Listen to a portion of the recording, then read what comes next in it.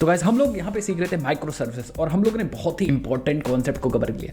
Guys मैं recommend करूंगा कि अगर आपने ये प्लेलिस्ट नहीं देखी तो एकदम जाकर के देखिए भाई, आपको बहुत टू द पॉइंट कॉन्सेप्ट्स देखने को यहाँ पे मिलेंगे। एंड काफ़ी लोगों ने इसको एक्सेस भी किया है, बट फिर भी अगर आपको कुछ भी नहीं आता माइक्रो सर्विसेज के बारे में तो ये वाली प्लेलिस्ट ज़रूर से देखना स्टार्ट करिए। अब इस वीडियो से हम लोग गाइज स्टार्ट करते हैं इन सर्विसेज में जो हमने एपीआईज बनाई उनको सिक्योर करना। दैट मीन्स हम लोग यूज़ करेंगे यहाँ पे स्प्रिंग सिक्योरिटी विद ऑक्टा। तो इस वीडियो से स्टार्ट करेंगे एंड ऑब्वियसली बात है वीडियोस नहीं आ रही थी, बट मैं कोशिश करूंगा जल्दी से ये वाला कॉन्सेप्ट भी कवर करें। हम लोग अपनी एपीआईज को जो कि हम लोगों ने माइक्रो सर्विसेज में बनाई थी ये पढ़ते वक्त उनको सिक्योर कर लें। सबसे पहले हमें कॉन्सेप्ट समझना बहुत ज़्यादा जरूरी है, तो हम लोग सबसे पहले चलते हैं और कॉन्सेप्ट को ही समझते हैं। हम लोग आते हैं यहाँ पे and this is actually what we have build. हम लोगों ने ये क्या बनाया है उसका पूरा डायग्राम दिख रहा है अभी तक। थोड़ा सा अभी मैं आपको समझा भी देता हूँ कि एक्चुअली क्या क्या हम लोगों ने क्रिएट किया है एंड साथ ही साथ में आपको अगर कुछ डाउट है तो वो भी समझा दूंगा। बट याद रखिएगा इसकी अगर आप प्लेलिस्ट समझ लोगे तो आपको और भी अच्छे से चीज़ें समझ में आएंगी। तो प्लेलिस्ट को समझने के लिए प्लेलिस्ट देखना पड़ेगा, तो डिस्क्रिप्शन बॉक्स में लिंक है, आप जा करके एक वीडियो देखिए और प्रैक्टिस करिए। तो अभी तक गाइस हम लोगों ने कुछ ऐसा सिस्टम बनाया था, क्लाइंट रिक्वेस्ट करता था तो क्लाइंट रिक्वेस्ट करेगा एपीआई गेटवे को। हमेशा याद रखिए API gateway, suppose API gateway हमारा 8084 पोर्ट नंबर पे चल रहा है तो जितनी भी रिक्वेस्ट आएंगी वो 8084 पे ही आएंगी, क्योंकि हमारा एपीआई गेटवे ये एक तरह का गेट है जहां से हम एंट्री ले रहे थे। एंड देन जो रिक्वेस्ट आएगी, सपोज रिक्वेस्ट आई यूजर्स को गेट करने के लिए, तो ये रिक्वेस्ट चली जाएगी हमारी यूजर सर्विस के पास। यूजर सर्विस अभी हमारे प्रोजेक्ट के लिए, क्योंकि ये एक माइक्रो सर्विस है एंड ये भी एक माइक्रो सर्विस है एंड ये भी एक माइक्रो सर्विस है, तो यूजर माइक्रो सर्विस हमारी इस प्रोजेक्ट के लिए हमारी रेटिंग सर्विस को कॉल कर रहा है। जब रेटिंग्स को मिल जा रहे हैं तब वो कॉल कर रहा है होटल सर्विस को, होटल्स को फेच करने के लिए। दैट मीन्स ये जो माइक्रो सर्विस है वो आपस में दो कॉल्स कर रहा है, दो अलग अलग माइक्रो सर्विसेज को कॉल कर रहा है। इससे हम लोग समझ रहे थे क्या, इससे हम लोग समझ रहे थे माइक्रो सर्विसेज कम्युनिकेशन। हम लोग ये कम्युनिकेशन समझ रहे थे भाई, आप कोई और दूसरा कम्युनिकेशन मत समझ लीजिएगा भाई ठीक है, तो ये कम्युनिकेशन हम लोग समझ रहे थे। बात ये आती है कि यार अभी सारी एपीआईज पब्लिक है, हमारी सारी एपीआईज पब्लिक है, मतलब कोई भी कॉल कर सकता है। अगर हम इस पूरे आर्किटेक्चर को, सारी माइक्रो सर्विसेज को किसी क्लाउड पे, क्लाउड मतलब लेट सपोज AWS पे हम डिप्लॉय कर दें तो उसको कोई भी यूज कर सकता है। एनी वन कोई भी उसको कॉल कर सकता है, बस उसको URL पता होना चाहिए और हमारा होस्ट पता होना चाहिए, पोर्ट्स पता होना चाहिए, और वो कोई भी कॉल कर सकता है। कुछ कॉन्फ़िगरेशन हम लोगों ने गिटहब पे रखी थी with the help of config service या कॉन्फिग सर्वर की हेल्प से की थी, जो हम लोग यहाँ पे यूज कर रहे थे कॉमन सब में। बात आती है कैसे हम सिक्योर करेंगे, तो सिक्योर करने के बहुत सारे अलग अलग तरीके हम लोग यूज़ करते थे। ठीक है, जैसे हम लोग सेशन बेस्ड भी ऑथेंटिकेशन करते थे। उसमें क्या होता था कि क्लाइंट का एक सेशन क्रिएट हो जाता था, हर एक क्लाइंट का एक सेशन क्रिएट हो जाता था हमारे सर्वर पे, जहां जब तक वो सेशन वैलिड है तब तक हम लोग उसे चीज़ों को एक्सेस करने देते थे। तो सेशन बेस्ड भी ऑथेंटिकेशन एंड ऑथराइजेशन होता था। साथ ही साथ में हम लोग JWT यूज़ करते थे, अगर आपको पता है तो हल्का सा हम इधर चलते हैं। तो हम लोग यहाँ पे JWT भी यूज़ करते थे काम करने के लिए। ये स्टेटलेस मैकेनिज्म को फॉलो करता था। स्टेटलेस का मतलब सर्वर पे कोई डेटा स्टोर नहीं करना होता था। और हमने तमाम वीडियोस बनाई है JWT सिक्योरिटी पे, बहुत सारी वीडियोस बनाई है। अगर आपको डिटेल में वीडियो देखना है, डिटेल में कॉन्सेप्ट समझना है बिग प्रोजेक्ट, तो हमने अभी कोर्स भी लॉन्च किया। आप कोर्स भी जाकर खरीद सकते हो बहुत ही कम प्राइस में, और बहुत ही डिटेल में कोर्स हमने सब चीज़, जितना भी एक्सपीरियंस, सब चीज़ एक कोर्स में बना के रख दिया। तो आप इसमें जाकर के देख सकते हो। साथ ही साथ में हम कोर्स में तो JWT के साथ साथ हम लोगों ने काफ़ी चीज़ें की हैं, Google with login with Google and बहुत सारी चीज़ें की हैं। ठीक है, तो आप वहाँ पर जा सकते हो एकदम डिटेल कोर्स के लिए। तो गाइस एक बार हम समझ लेते हैं JWT ऑथेंटिकेशन कैसे होता था, उसके बाद हम लोग देखेंगे अभी हम लोग माइक्रो सर्विस में ऑथेंटिकेशन कैसे करने वाले हैं। तो JWT में एग्जैक्टली बहुत सिंपल होता था। हमारा सर्वर है या हमारा एक बैकएंड का सर्वर है जो अभी तक हम लोगों ने किया है। ठीक है, एक हमारा बैकएंड है एंड हमारा फ्रंट एंड है, दैट मीन्स ए क्लाइंट है। दैट मीन्स ये हमारा क्लाइंट है, क्लाइंट मीन्स फ्रंट एंड। ठीक है, अब फ्रंट एंड यहाँ सारी एपीआईज बनी हुई है, क्योंकि अभी हम लोग ने JWT किया है वो मोनोलिथिक आर्किटेक्चर में यूज़ किया था। दैट मीन्स एक ही एप्लीकेशन था, वही सब चीज़ मैनेज कर रहा था। तो क्लाइंट को चीज़ें एक्सेस करने के लिए सबसे पहले लॉगिन करेगा। दैट मीन्स वो टोकन एक जनरेट करेगा, तो वो यूज़र नेम देगा, यूज़र नेम एंड पासवर्ड देगा, यूपी। ठीक है, यूज़र नेम एंड पासवर्ड देगा, यूज़र नेम पासवर्ड ऑथेंटिकेट होगा और वो रेस्पॉन्स में मिल जाएगा यहाँ पे टोकन, जिसको हम बोलते थे JWT टोकन। एंड जब वो एपीआईज को एक्सेस करेगा तो हेडर में रिक्वेस्ट में आपका JWT टोकन भेजेगा। अगर इस क्लाइंट के पास JWT टोकन है तो वो API एक्सेस कर पाएगा, अगर नहीं है तो वो API को एक्सेस नहीं कर पाएगा। है, इसका मतलब है, सिर्फ इससे काम नहीं चलेगा। JWT टोकन है, साथ ही साथ में वो वैलिड टोकन भी होना चाहिए, क्योंकि जब API एक्सेस के लिए जाएगी रिक्वेस्ट विद JWT टोकन, तो हम उस टोकन को वैलिडेट भी करेंगे यहाँ पे, ठीक है। तो इस तरह से काम होता था JWT टोकन। JWT टोकन एक स्टेटलेस तरीका फॉलो देता था हमें, जिसकी हेल्प से हमें सर्वर पे कुछ रखने की जरूरत नहीं होती थी, ठीक है। चलो भाई ये चीज समझिए। अब बात करते हैं सिक्योरिटी विद ऑक्टा का क्या मतलब है। सिक्योरिटी विद ऑक्टा ये है, ऑक्टा एक थर्ड पार्टी कह सकते हो सर्विस है, ठीक है। Octa is a third party service. Third party service मतलब थर्ड पर्सन, दैट मीन्स वो तीसरी सर्विस है।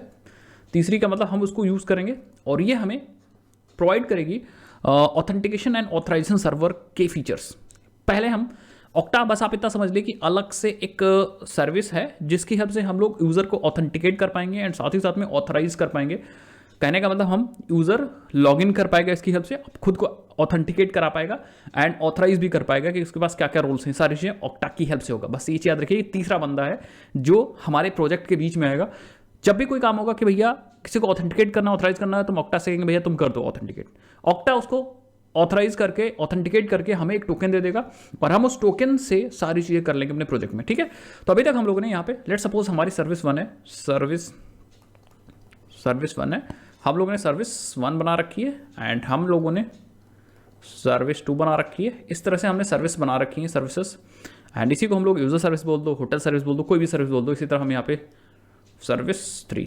तो आपको कोई पर्टिकुलर सर्विस हमेशा वही नहीं यूज़ करनी है कि भैया वही नाम हो।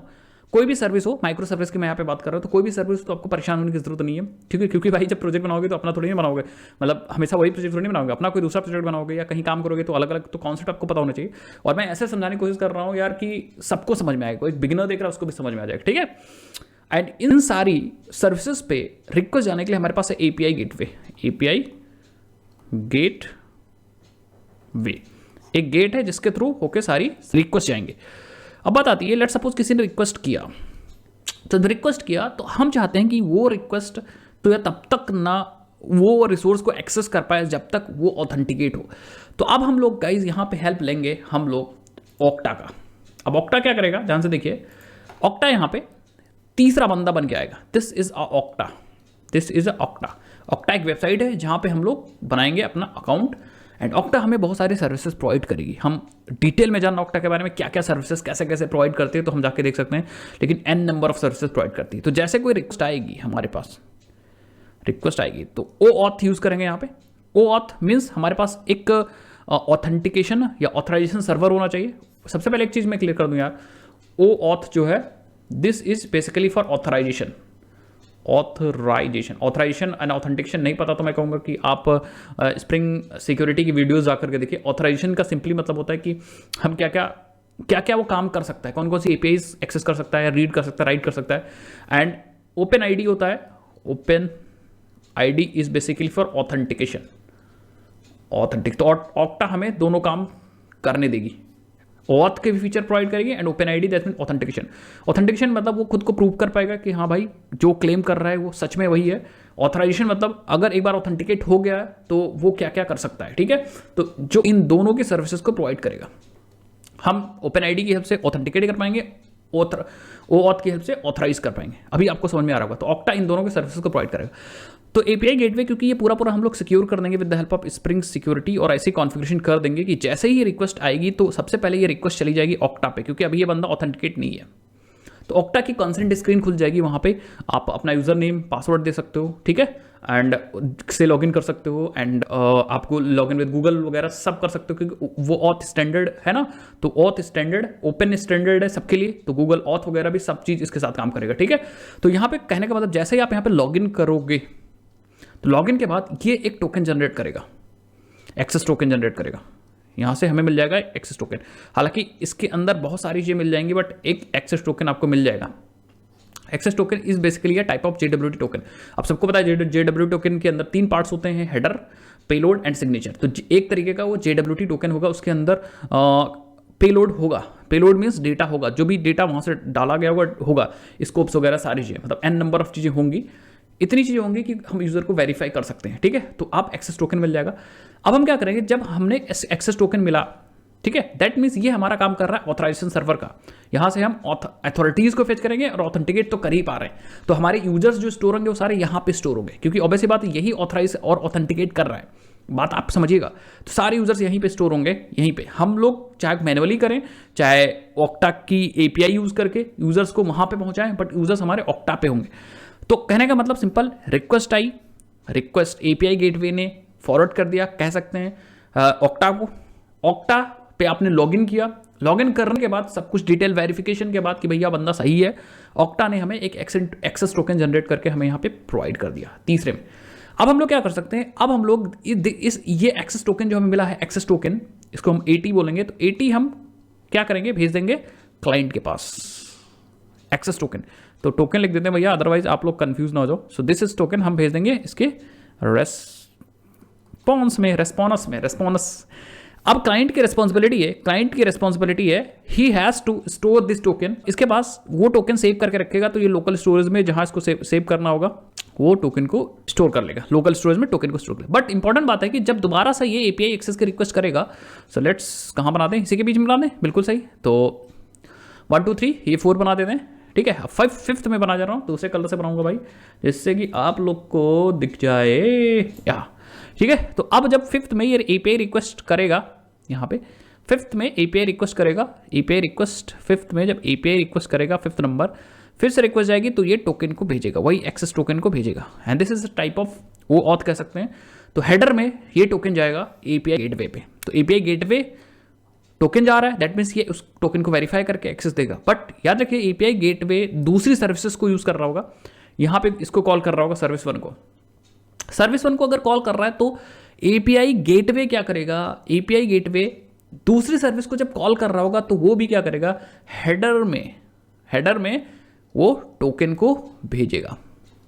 दैट मीन्स जो टोकन आ रहा है क्लाइंट से, यहां से ऑथेंटिकेशन तो ठीक है, हो गया, यहाँ पे वेरिफिकेशन हो गया, क्योंकि एपीआई गेटवे दूसरी सर्विस को यूज कर रहा है, तो वो भी हेडर में टोकन को भेजेगा। ये सर्विस भी उस टोकन को वेरीफाई करेगी एंड देन एक्सेस देगी। अगर टोकन गलत है तो ये उसको वेरीफाई नहीं कर पाएगी। कैसे वेरीफाई करना, वो सब चीज़ तो बात की बात है, अलग अलग मैकेनिज्म में चीज़ों को बात करने के लिए, वेरीफाई करने के लिए। बट अगर वेरीफाई हो गया तो एक्सेस मिलेगा, अदरवाइज एक्सेस नहीं मिलेगा। सपोज ये सर्विस 1 है, ये इसको कॉल कर रही है, सर्विस 1 इसको कॉल कर रही है, सो दैट मीन्स फिर से क्या करना होगा, फिर से हेडर में टोकन भेजना होगा। Token must be in the header, तो जहां जहां भी जाएगा हेडर में आपके पास टोकन जाएगा, तभी आप एपीआई एक्सेस कर पाएंगे। एंड हम लोग क्या कर सकते हैं, हम लोग इंटरनेट स्कोप भी बना सकते हैं। That means suppose service 2 call हो रही है सर्विस 1 से, तो ये आपस में ही इंटरनल कॉलिंग हो रही है।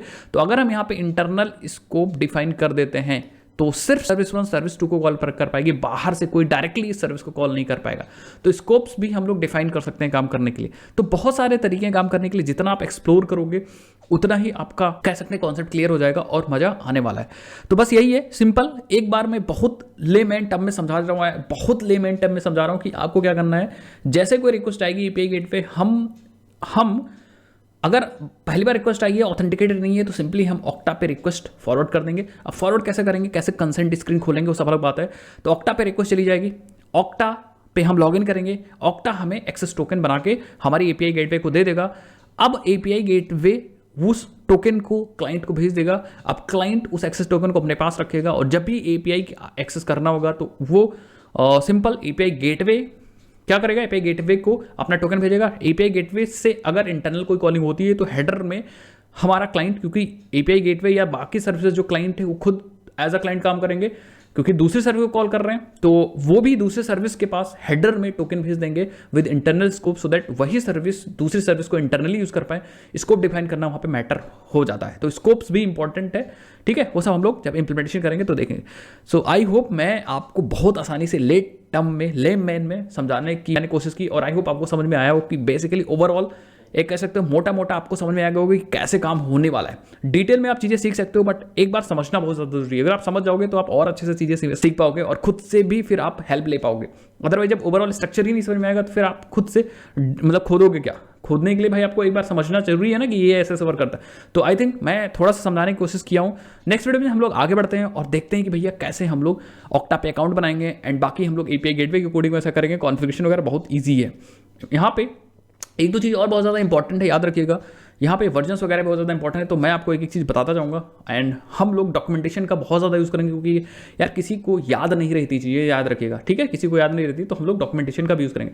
ओके, सो मिलते हैं नेक्स्ट वीडियो में। अगर आपको वीडियो अच्छी लगी तो चैनल को सब्सक्राइब करना मत भूलिएगा, क्योंकि ऐसा वीडियो और ऐसा कंटेंट आपको सिर्फ और सिर्फ हमारे चैनल वो भी हिंदी में मिलेगा। मिलते हैं नेक्स्ट वीडियो में, तब तक के लिए जय हिंद, जय भारत, बाय बाय, अपना ध्यान रखिए।